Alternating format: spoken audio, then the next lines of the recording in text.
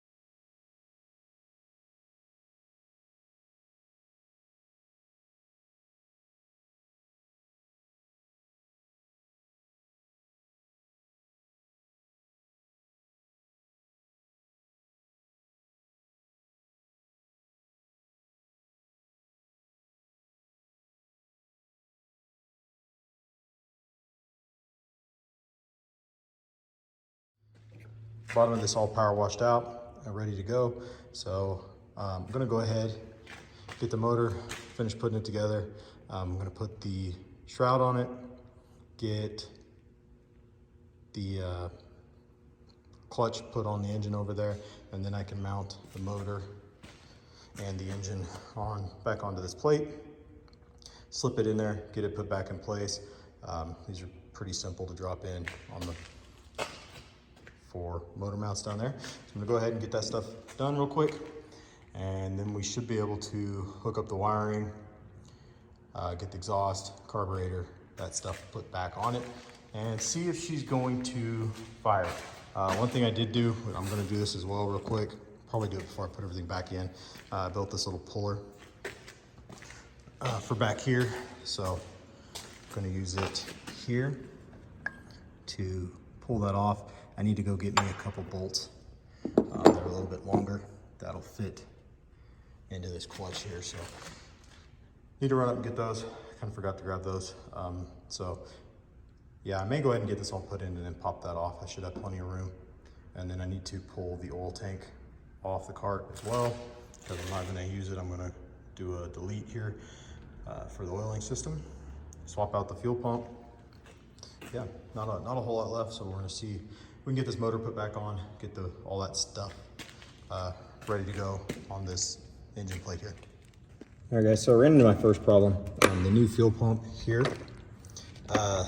these bolt holes here and here are smaller than the stock one, so these bolts won't go through it. So I'm gonna have to go drill these out a little bit bigger so I can get the bolts in it to tighten it down, and hopefully this thing works. I'm gonna go ahead and hold on to the stock one. It actually may be okay. Again, I think not having the crank seals was probably my problem. Those being shot, not having a vacuum, but do have the motor mounted here. Starter, everything's put back on. I need to get the clutch on the front put on real quick, and it's pretty much it. It'll be ready to set this back in and hook everything back up. Should hopefully go pretty smooth, but yeah, the motor went together really well, pretty simple to put together. I think the only thing, like I said, got some wiring to hook up to it, and then the throttle stuff and fuel lines. So not a whole lot to finish getting this put in, and then we'll see if she'll crank over. I do need to drain the fuel tank and get some good 2-stroke gas put in here. I think I'm gonna go with like a 30-to-1 for the first couple heat cycles. Maybe do like a gallon through it or something like that. Just kind of run it, burn that up, and then man, the comments are everywhere from 50-to-1 to 101. I know the manual says 150-to-1, but the mixture ratio is all over the place. So right now, there's quite a few people that are leaning really close to that 100-to-1 or 80-to-1, somewhere in there. So it's probably what I'll probably go a little bit on the rich side and just see how it runs and keep checking the spark plug. And then I can thin it down if it's super black or if it's smoking or anything like that. I don't want it smoking a whole lot because I do plan to use this on a golf course, so I want it to be pretty clean, but I probably will run it just a little bit rich to start with and then work my way down, get a couple few spark plugs and just kind of run it as I go. So it's kind of plan right now. I need to get this fuel pump drilled out. Got to get longer bolts so I can pull the rear drive off, and I left some of those parts at the house for the clutch, the belts and that kind of thing. So I need to go get those anyway. I may go ahead and yank the 2-stroke off real quick so it's out of the way, but I'm kind of at a point where I'm gonna have to run back to the house and grab some more stuff. I don't have any drill bits up here. I actually took them back, so I need to go get those and we'll finish putting this thing together. I also need to get my little it kind of looks like a hay hook almost looking type thing for these springs to put the exhaust back on. It goes a lot easier if you got the little hook tool to pull these back and lock them up rather than trying to use a pair of needle nose or something like that. So I'm gonna go grab all that stuff. I may go ahead and throw this clutch on real quick as well. I do have it here, so yeah, we'll put some of this together real quick before I head. to get more stuff. All right, guys, so I'm looking at installing this clutch. I got my pucks in here. You can adjust these pucks or take them out. Just kind of depends on your application. If you pull these out, depending on the RPM level you want it to engage, the more you have, the lower the RPM. So like you can pull every second one out. That's going to be a higher RPM. Then you can also pull out and just leave 3. So you can pull these 3 out as well. You just want to keep them balanced. But basically wanted to show kind of the direction that these go in. So they're going to set in that housing just like that. You can kind of press this down, get your cover started here. Let me get it lined up. So I am off a little bit there, but yeah, I'm gonna need both hands. But anyway, it's kind of how that goes. Then you can shove this cover down, get it kind of started on the shaft. This is spring loaded, but you can press it and kind of get it caught enough and hold it together to get it started and get your bolt in and get it snugged up to where it'll hold. If you have the engine out like I do, you can also tip the thing up on its back and put the clutch on. But that's kind of how this goes together. Again, just really wanted to show the direction that these pucks go inside here and how that's supposed to look. So I'll get this mounted up and cut back. All right, so got the clutch back on, got the dust cover on it, got the belt put on. Basically got everything kind of ready to set back in. I did end up breaking, be careful with these little clips. This one was already a little brittle. I actually broke the back one off. Really having a hard time finding replacement ones of these. Everywhere I've looked has been out of stock. So be really careful with those if you're turning this motor around. Again, they're old, it's brittle. So it's kind of frustrating, but it was broke to begin with a little bit, and that's why all the baling wire was on it before. But I think I can throw a zip tie over it, kind of like what was on it before, and kind of help hold it, guide it in place there, or it might just ride on the back one, I'm not real sure. But we'll kind of deal with that when I get to that point. If I have to, I'll pull that back off. So yeah, I think I'm ready to getting close to being able to set this back in there. I want to get the fuel pump on real quick. I did get the drill bits. So we're gonna get that fuel pump drilled out so I can put the bolts in it real fast and get it mounted. And I need to figure out the final drive. I've got it over here. I got to figure out how I'm gonna hold that together. With that spring in there, it's pretty tight. So I need to kind of look at that real quick and see if I can either make a tool to mount that or what exactly I'm going to use to put that in there. But I think I'm going to go ahead and get the fuel pump put on and probably set the motor in place. I think I should have plenty of room to get that final drive on once I figure that out. So yeah, go ahead and get this fuel pump drilled. All right, guys, so I ran into another issue with this fuel pump. I drilled these holes out, as you guys can see, but you also notice this one is quite a bit wider. So it doesn't mount up. So I'm gonna go ahead and put the stock one back on and just hope that it was the crankshaft not getting enough vacuum. And we're gonna go ahead and run this and just see what happens. So don't really know what else to do with it. It's kind of frustrating, but it is what it is. So I'm gonna go ahead and mount this one up and we'll see what happens. But yeah, kind of aggravating that one doesn't fit. Again, this was supposed to fit on. It was a cheaper one off of, I believe, eBay is where I got this. So yeah, I may see what I can do with that. But anyway, for right now, I'm gonna mount this one back up and we'll probably hook this up and just see what happens. All right, so I got the fuel pump, the stock one back in the golf cart. I do need to get the fuel lines. I'm gonna replace the vacuum hose here on the back, just with the new one. That one's kind of brittle on the end. And yeah, basically I need to tighten it down, put the exhaust in, hook up the electrical, and we'll be ready to at least test fire the engine. Like I said, I need to figure out a tool. I think I'm gonna build my own out of some flat strap to hold that final drive together. And yeah, we'll be really, really close. See kind of how the rest of this goes together here. But I am gonna say the stock front clutch, I think it's probably okay. Again, I wasn't 100% sure. It seemed to be engaging everything correctly. The back one, I think, was what was really causing me problems. And you guys can, I don't know if you can see down in there, but you can see that inner shaft that goes right in here, that is completely worn out, that little shim that's inside here, as well as missing the little stops on both sides of these. So yeah, definitely had an issue with the final drive.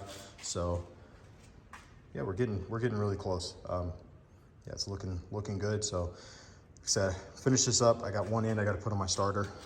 One thing I did have to do, I had to weld a nut onto the stud. It actually snapped off. This one here was pretty corroded. You guys can see that. So it snapped off when I was pulling it out. So I welded a nut to it and then welded a bolt to the top of that. And may have to trim that off, make sure it doesn't hit my exhaust, but I think I should be okay. The exhaust I think sits back far enough. I don't think it's going to touch, but I got to clean that up.